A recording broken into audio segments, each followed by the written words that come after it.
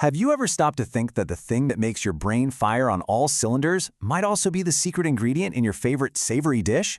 Well, today we're pulling back the curtain on a single molecule that has a truly fascinating double life. It's a powerhouse for your thoughts and a key to amazing flavor. Let's get into it. So let me ask you this.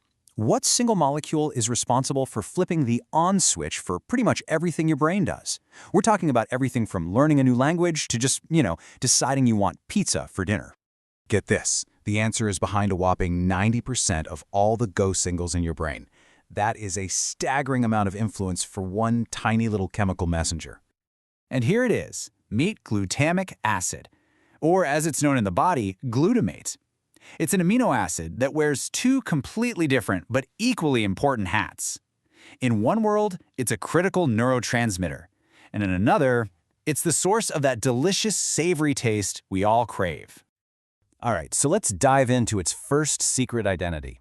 How in the world does glutamate act as the brain's main accelerator? Think of your brain like a car. It needs an accelerator and it needs a brake, right? Well, glutamate is the accelerator. It tells your neurons to fire and go. Its counterpart is a molecule called GABA, and it's the brake, telling neurons to slow down and chill out. This incredible balance between the gas and the brake is absolutely essential for keeping your brain running smoothly. And what does all that acceleration power? Well, all the big stuff. Glutamate is the fuel for what's called synaptic plasticity, which is just a fancy way of saying it's how your brain rewires itself. And that process, it's the literal foundation of how we learn anything new and how we form those precious long-term memories. But, you can't just floor the accelerator all the time. Too much of a good thing can be bad. If there's way too much glutamate, it can overstimulate your neurons to the point where they get exhausted and even damaged. It's a state called excitotoxicity. So yeah, balance is everything. But hold on, because glutamate's job doesn't end with the brain. Not even close. This thing is a true multitasker, playing some really vital roles all over your body. I mean, just look at this resume. It's a basic building block for proteins. It helps your cells generate energy. It gets rid of toxic stuff like ammonia, and it's even a primary source of fuel for the cells in your gut. It's a true biological VIP. Now, you might hear scientists call it a non-essential amino acid, and that sounds, well, not very important, right? But here's the twist. It's not called non-essential because we don't need it. It's called that because it's so important that our bodies have figured out how to make their own supply. That's how crucial it is. Okay, time to switch gears completely. Let's talk about glutamate's second identity. We're leaving the brain behind and heading straight for your taste buds to talk about that deep, savory flavor known as umami. This is actually a really cool story.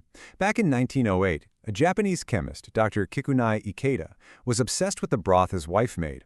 It had this unique, savory taste he couldn't put his finger on, coming from kombu seaweed. So he went to his lab, isolated the compound responsible, and, surprise, it was glutamic acid. He called this new taste umami, which means delicious taste, and then created MSG so everyone could easily add it to their food. And the crazy part is you've been eating this brain chemical your entire life and probably never knew it. It's that rich, mouth-watering flavor you get from Parmesan cheese, a super ripe tomato, mushrooms, or soy sauce. That deep, satisfying taste? Yep, that's the taste of glutamate.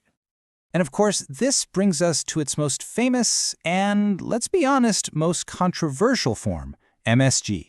So let's take a minute to separate the science from the scary stories. So what actually is MSG? It's shockingly simple. It is the exact same glutamic acid molecule you find in a tomato, but it's bonded to one little sodium ion.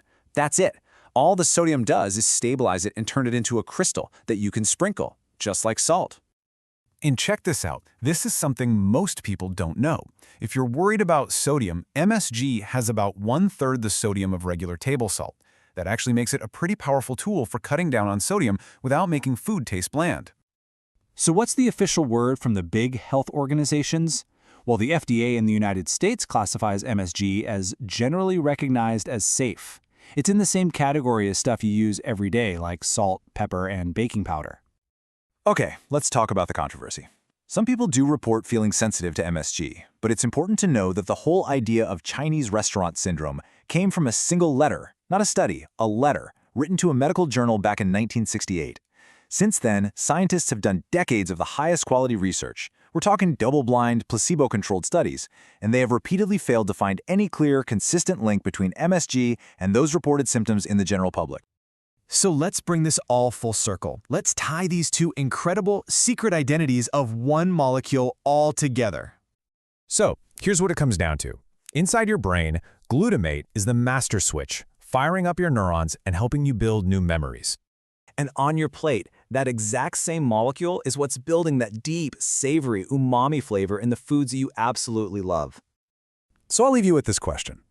Now that you know its secret identity, the next time you bite into a juicy burger or sprinkle some Parmesan on your pasta, are you just tasting deliciousness?